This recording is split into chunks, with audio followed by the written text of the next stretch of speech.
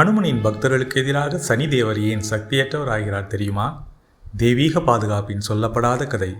இந்து புராணங்களின் பரந்த பிரபஞ்சத்தில் கடவுள்களும் கிரகங்களும் வெறும் வானியல் நிறுவனங்கள் மட்டுமல்ல, அவை நமது கர்ம பயணங்களுடன் ஆழமாக பின்னி பிணைந்துள்ளன.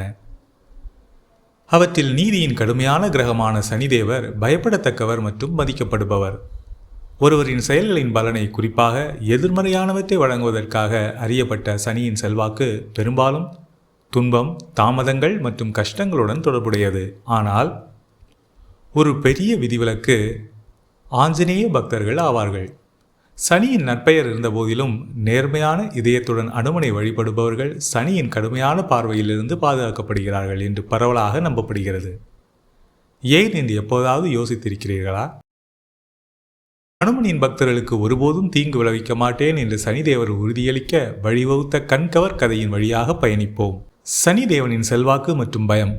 ஜோதிடத்தில் சனி ஒழுக்கம், கர்மா, நீதி மற்றும் கட்டுப்பாடு ஆகியவற்றை ஆளுகிறார். இது மெதுவாக ஆனால் துல்லியமாக நகரும் என்றும், பிறப்பு ஜாதகத்தில் சாதகமற்ற நிலையில் இருக்கும்போது அது பல வருட போராட்டம், வலி அல்லது இழப்பை ஏற்படுத்தும் என்றும் கூறப்படுகிறது. இது சாடே சனி அல்லது சனிதசை என்று பிரபலமாக அறியப்படுகிறது. இதன் காரணமாக மக்கள் பெரும்பாலும் சனி தேவரின் பார்வைக்கு பயந்து அவரது கோபத்திலிருந்து தப்பிக்க பரிகாரங்களை தேடுகிறார்கள். கோயில்கள், சடங்குகள் மற்றும் விரதங்கள் அவரை திருப்திப்படுத்த அர்ப்பணிக்கப்பட்டவை. ஆனால் ஒரு தெய்வீக விதிவிலக்கு உள்ளது: ஆஞ்சநேயர். இந்து வேதங்கள் மற்றும் புராண கதைகளின்படி சீதையை தேடி அனுமன் இலங்கைக்கு சென்ற காலத்தில் ராவணனால் சிறையில் அடைக்கப்பட்ட சனிதேவரை கண்டார். சனிதேவரின் குழப்பத்தை ஏற்படுத்தும் திறனை அறிந்த அசுர மன்னன் தனது திட்டங்களில் தலையிடாமல் இருக்க அவரை பூட்டி வைத்திருந்தான். சனிதேவர் சிக்கியிருப்பதை அனுமன் கண்டதும் அவர் தயங்கவில்லை. இரக்கம் மற்றும் கடமையின் காரணமாக அனுமன் இரும்பு கம்பிகளை உடைத்து சனிதேவரை சிறையிலிருந்து விடுவித்தார். இந்த கருணை மற்றும் துணிச்சலான செயல் சனியை மிகவும் நெகிழ வைத்தது. விடுவிக்கப்பட்டவுடன் சனிதேவர் அனுமனை ஆசீர்வதிக்க முன்வந்தார். ஆனால் ராமரின் எப்போதும் தன்னலமற்ற ஊழியரான ஹனுமான் தனக்காக எதையும் கேட்கவில்லை. அதற்கு பதிலாக அவர் பணிவுடன் கேட்டார்: நீங்கள் என்னை ஆசீர்வதிக்க விரும்பினால் என் பக்தர்களை ஒருபோதும் தொந்தரவு செய்ய மாட்டீர்கள் என்று எனக்கு உறுதியளிக்கவும். அனுமனின் பணிவு, வலிமை மற்றும் பக்தியால் மயங்கிய சனிதேவர் ஆஞ்சநேயரின் உண்மையான பக்தருக்கு ஒருபோதும் தீங்கு விளைவிக்கவோ அல்லது கஷ்டங்களை ஏற்படுத்தவோ மாட்டேன் என்று சபதம் செய்தார்.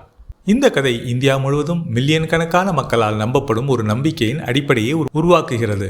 அனுமன் பக்தர்கள் பெரும்பாலும் ஹனுமன் சாலிசாவை ஓதுகிறார்கள். செவ்வாய் மற்றும் சனிக்கிழமைகளில் ஹனுமான் கோயில்களுக்கு செல்கிறார்கள். விரதங்களை கடைபிடிக்கிறார்கள். அவ்வாறு செய்வது தைரியத்தையும் பாதுகாப்பையும் தருவதோடு மட்டுமல்லாமல் சனி திசையின் எதிர்மறை விளைவுகளிலிருந்தும் பாதுகாக்கிறது என்று நம்பப்படுகிறது.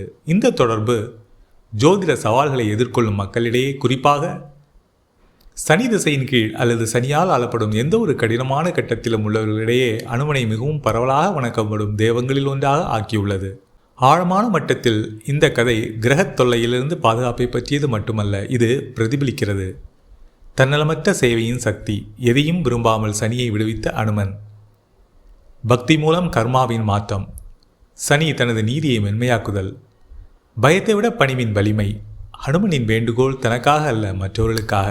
வாழ்க்கையின் மிக கடுமையான சோதனைகளை கூட பக்தி, சேவை மற்றும் ஆன்மீக வலிமை மூலம் தணிக்க முடியும் என்பதை இது நமக்கு கற்பிக்கிறது. சனிதேவரின் கடுமையான கர்ம நீதிக்காக அடிக்கடி பயப்படுகிற உலகில் அவருக்கும் அனுமனுக்கும் இடையிலான பிணைப்பு, உண்மையான பக்தி கடினமான விதியை கூட மாற்றும் என்பதை ஒரு சக்தி வாய்ந்த நினைவூட்டலாக நிற்கிறது.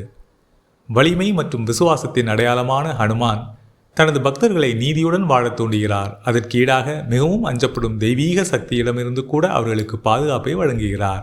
எனவே அடுத்த முறை நீங்கள் ஹனுமன் சாலிசாவை ஓதும்போது நீங்கள் தைரியத்தை மட்டும் தூண்டவில்லை, பஜ்ரங்பலியால் பாதுகாக்கப்பட்டவர்களுக்கு ஒருபோதும் தீங்கு விளைவிக்க மாட்டேன் என்று ஒரு காலத்தில் சபதம் செய்த சனிதேவரின் ஆசீர்வாதங்களையும் நாடுகிறீர்கள் என்பதை நினைவில் கொள்ளுங்கள். கேட்டமைக்கு நன்றி.